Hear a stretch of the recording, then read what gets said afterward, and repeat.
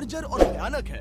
यहाँ इलेक्ट्रिसिटी या पानी नहीं है और यहाँ के 3000 बच्चे और स्टाफ हर रोज सिर्फ एक ही बाथरूम इस्तेमाल करते हैं। और इससे भी बुरी बात यह है कि भले ही स्कूल का मिशन छोटी बच्चियों को डोमेस्टिक अब्यूज से बचाकर उन्हें एक सुरक्षित जगह प्रदान करना है, फिर भी भीड़ और जोखिम भरी परिस्थितियों की वजह से कई बच्चे यहाँ पर एडमिशन नहीं ले पाते हैं। तो इस वीडियो में हम स्कूल की हालत सुधार कर उसे बनाएंगे ऐसे से ऐसे और ऐसे से ऐसे, ताकि इन बच्चों को जिंदगी में एक बेहतर मौका मिल सके। पहले हमने डैन और डैरेन को वहाँ ये देखने के लिए भेजा कि हम उनकी कैसे मदद कर सकते हैं। वहाँ जाने पर उनकी मुलाकात हुई फ्रांसिस से, एक अद्भुत इंसान जिसने अपनी पूरी जिंदगी कैमरून की असमानता और तकलीफों से लड़ने में समर्पित की है।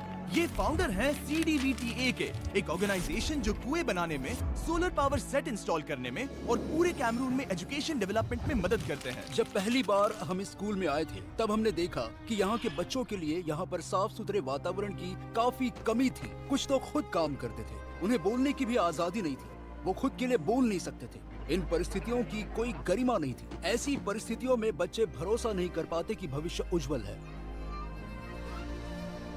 जितने भी बच्चे स्कूल में हैं, वो ऐसी क्लासरूम में बैठ रहे हैं जो बस कुछ कबाड़ से बनी हुई है। मैं कुछ 5 मिनट से इस क्लासरूम में शूट कर रहा था और मेरे चेहरे से लिटरली पसीना टपक रहा था।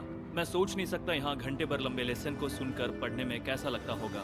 पहले तो यहाँ पर बहुत गंद है, चारों तरफ धूल है और हमारे पास सीलिंग बोर्ड्स भी नहीं है। इन क्लासरूम्स की हालत बुरी है। बहुत से कारण हैं, पर सबसे बड़ा कारण ये है कि ये स्कूल कैमरून के इंग्लिश और फ्रेंच के बॉर्डर के बीचों बीच है, जो कि दो आबादियों के बीच चल रहे टकराव का एक दुर्लभ जंक्शन पॉइंट है। ये स्कूल इन कम्युनिटीज को एक कर सकता है। कई लोग इंग्लिश हिस्से से यहाँ पर आए और यहीं पर सेटल हो गए।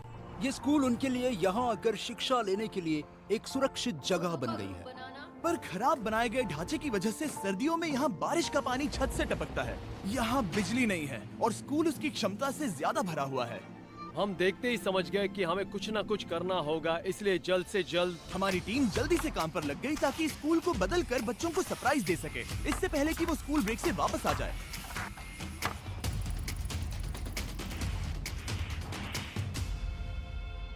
वो छुट्टियों से वापस आने से पहले डैरेन और डैन उनकी नई क्लासरूम्स देखने के लिए चले गए। डैरेन और मैंने नए स्ट्रक्चर्स को देखा जहाँ हवा आने की जगह थी, लाइट्स और इलेक्ट्रिसिटी थी। रोशनी को फैला दो। मैं सोच रहा हूँ उन बच्चों के चेहरों पर और उन टीचर्स के चेहरों पर कैसे हाव भाव होंगे जब वो इन नई क्लासरूम को देखेंगे, बाथरूम को देखेंगे। ये स्कूल भविष्य में हजारों बच्चों के जीवन को बदलने वाला है। अगले दिन फाइनली बच्चों को सरप्राइज करने का वक्त आ गया था।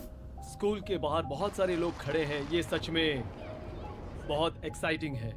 आज तक स्कूल में इतने बच्चे कभी नहीं आए थे। वो इतने एक्साइटेड थे कि वो क्लासरूम की झलक देखने आए थे। मैं अभी कार से उतरा और मेरा स्वागत करने के लिए यहाँ पर बहुत से लोग आए हैं। ये सच में बहुत कमाल है। फिर हेडमास्टर डेरेन को नए क्लासरूम की ओर ले गए, जहाँ उसने रिबन काटा और नए स्कूल के खुलने की घोषणा की।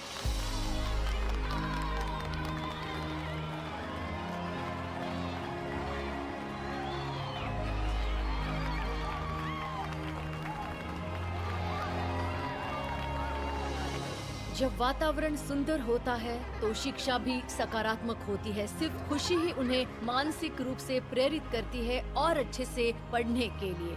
यहाँ के बच्चों से बात करते हुए मुझे एहसास हुआ कि इन बच्चों में शिक्षा पाने की प्यास है और उन्हें इस बात का एहसास होने का मौका देना ही सबसे अच्छी विरासत है जो हम इस समुदाय के लिए छोड़कर जा रहे हैं। मैं सोच नहीं सकता इसका स्कूल के बच्चों के जीवन पर कितना अच्छा असर पड़ेगा। थैंक यू और थैंक यू वेरी मच। सच में मैं आपको दिखाता हूँ कि इस कम्युनिटी ने डैरेन को कौन सा अनएक्सपेक्टेड सरप्राइज दिया, लेकिन पहले वीडियो के अमेजिंग स्पॉन्सर्स के बारे में बता दूं। इलेक्ट्रिक ई-बाइक्स, वो फिर से आकर हमारे मिशन को उनकी अफोर्डेबल, इको फ्रेंडली और फन टू राइड बाइक्स के साथ सपोर्ट कर रहे हैं। हर बार उन्होंने दुनिया की मदद करने में अपना सपोर्ट दिखाया, चाहे वो एक ऑर्फनेज को फिर से बनाना हो, या साउथ अफ्रीका में बच्चों को हजारों शूज डोनेट करना हो, या दुनिया में लाखों कपड़े बांटना हो। साथ ही में उन्होंने कोलंबिया में एक आइलैंड को पावर देने में और जाम्बिया में बच्चों की सैंक्चुरी में मदद की और पूरी दुनिया में सैकड़ों इलेक्ट्रिक बाइक्स भी बांटी हैं। और अब इस साल में 8वीं बार उन्होंने मिलकर कैमरून में स्कूल बनाने में मदद की। इसलिए लगातार साथ देने के लिए मैं इलेक्ट्रिक ई बाइक्स का शुक्रिया अदा करना चाहता हूँ। वीडियो में वापस चलते हैं और अब वक्त है डेरेन के सरप्राइज का। गांव के लीडर्स उसे एक पवित्र हट में ले गए और उसे वहाँ के लोकल कपड़े पहनाए। थैंक यू, बहुत बढ़िया। फिर उन्होंने गांव के बुजुर्ग के तौर पर कैमरून के एक ट्रेडिशनल रस्म में हिस्सा लिया। क्या? पूर्वजों के नाम। अब इसे पकड़ो, पकड़ो इसे। हाँ।